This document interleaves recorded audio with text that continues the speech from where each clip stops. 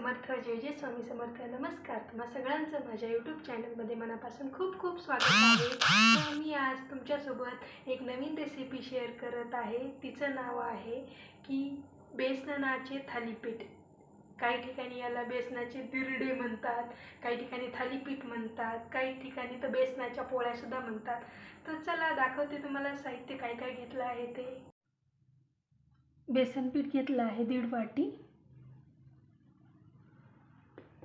इथं हळद, मीठ आणि या मिक्सरच्या भांड्यामध्ये मिक्सर वाटं काढून घेतले आहे. हिरवी मिरची, लसूण आणि जिरे. जिऱ्यानं टेस्ट छान येते थालीपीठला. आणि इथं कोथिंबीर कट करून घेतली आहे.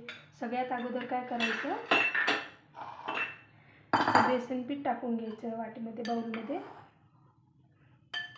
मी प्रमाण कमी जास्त करू शकता. मी फक्त इथं 1.5 वाटी बेसन पिठाचा वापर केलेला आहे. चवीनुसार मीठ, अर्धा चम्मच हळद,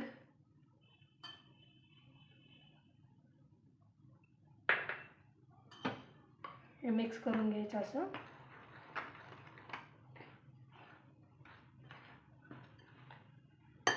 तर त्यामध्ये हिरवी मिरची, लसूण आणि जिरे पेस्ट केलेली मिक्स करायची.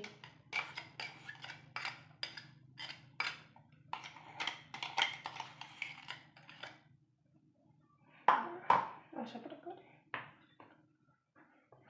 नंतर यामध्ये कोथिंबीर घालून घेऊ आपण.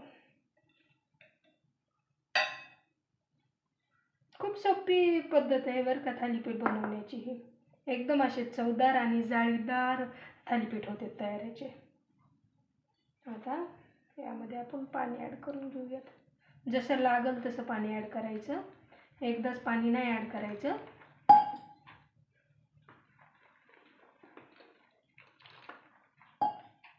अशा प्रकारे मी त्याला मिक्स करून घेते.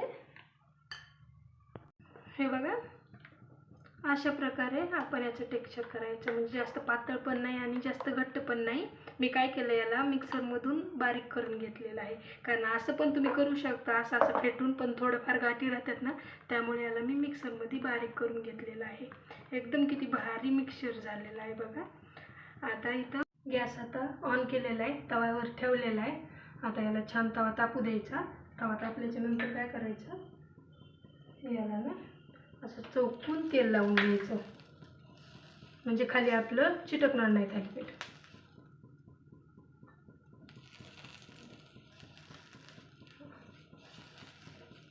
तवा तापलेला आहे आपला. आता आपण यावर सोडू.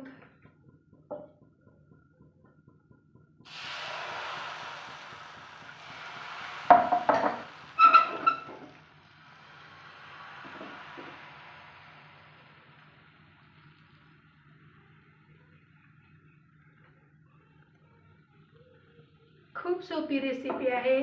5 ते 10 मिनिटात होणारी रेसिपी आहे. तुम्ही एकदा नक्की ट्राय करा.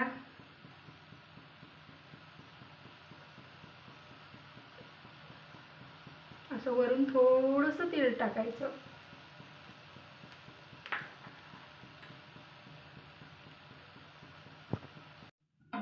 बघा,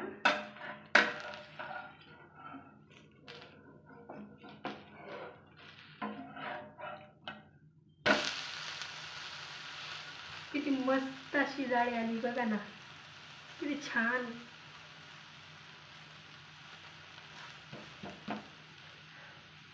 अशा प्रकारे आपण दोन्ही साईडला त्याला भाजून घेऊ. आता बघूत आपण मागून भाजले का ते. हे बघा, मागून पण किती छान असं भाजलेलं आहे. कलर आलेला आहे लालसर लालसर. आता थोडंसं जर आपल्याला कडक होऊ द्यायचं असेल ना, थोडं जास्त वेळ आणखी भाजू देऊयात आपण याला पाठीमागून.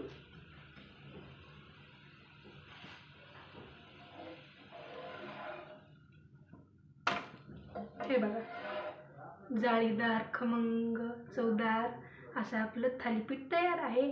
अशा प्रकारे मी सगळे थालीपीठ तयार करते आणि मग दाखवते तुम्हाला. हे बघा, आपले खमंग थालीपीठ तयार आहेत. हे बघा, किती चवदार पण झाले असतीलच आणि किती छान अशी जाळी याला तयार झालेली आहे. हे बघू शकता पाठीमागून पण. हे बघा, हे तुम्ही दह्यासोबत खाऊ शकतात, सॉससोबत खाऊ शकतात किंवा पोळीसोबत पण खाऊ शकतात. हे बघा.